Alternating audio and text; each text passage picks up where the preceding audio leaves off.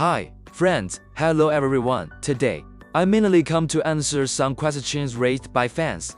In the previous video, I explored the related content of the unity of nature and man, and some fans indicated that they did not quite understand the meaning of the unity of nature and man and also had doubts about the meaning of the union character, so I specifically made this program to answer them. Modern people's understanding of the unity of nature and man generally believes that it is the harmonious unity of man and nature, that is, the code of conduct of an individual should be in harmony with the laws of nature.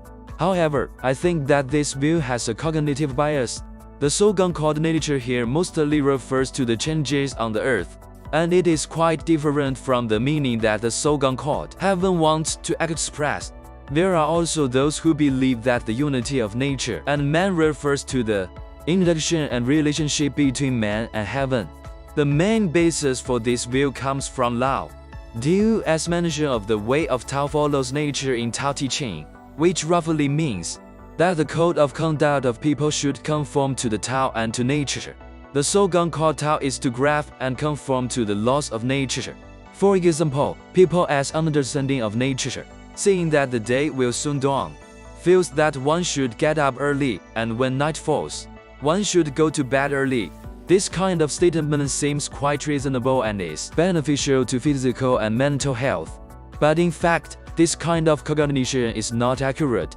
For example, a newborn baby needs to sleep for more than 20 hours a day, which obviously does not conform to the law of day and night.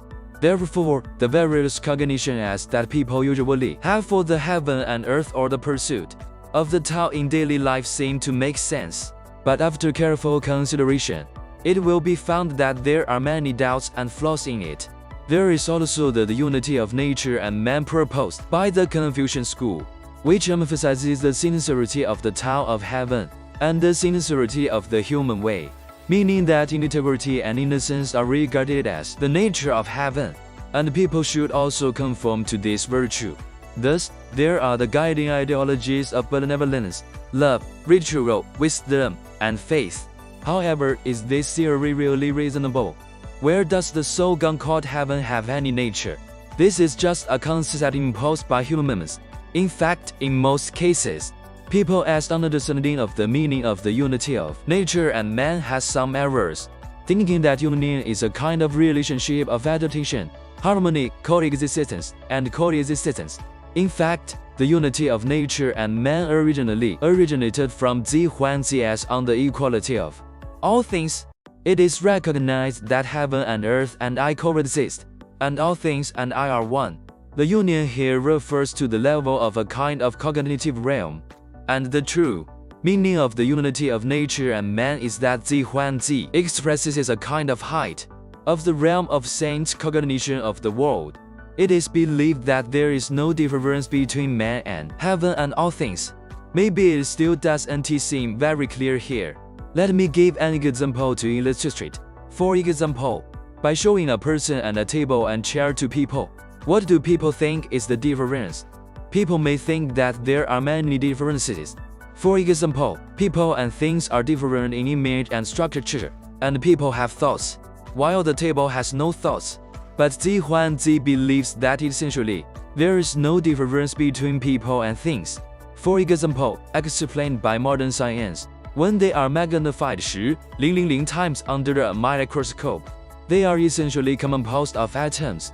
So, the unity of nature and man is what Zi Huanzi believes is the desecration of the realm of saints, rather than the cognitive level such as induction and realization that we usually understand.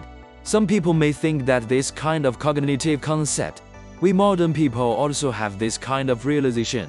Does it mean that the realm of saints is not very high? If you have this idea, you are completely wrong. I said that saints can say that people and things all present a particular shape with just their own eyes without the help of any instruments. Can ordinary people have this ability? In ancient times, people regarded saints as equal to a kind of reverence and worship for gods. Not what most of us think that saints can be seen everywhere. That is all for today as chat. If you are still interested in saints, I will have the opportunity to talk about the Huanxias, Nan He Jing for you next time to see what kind of cognition the ancients had for saints. What do you think of the unity of nature and man? Welcome to leave a message to share in the comment area.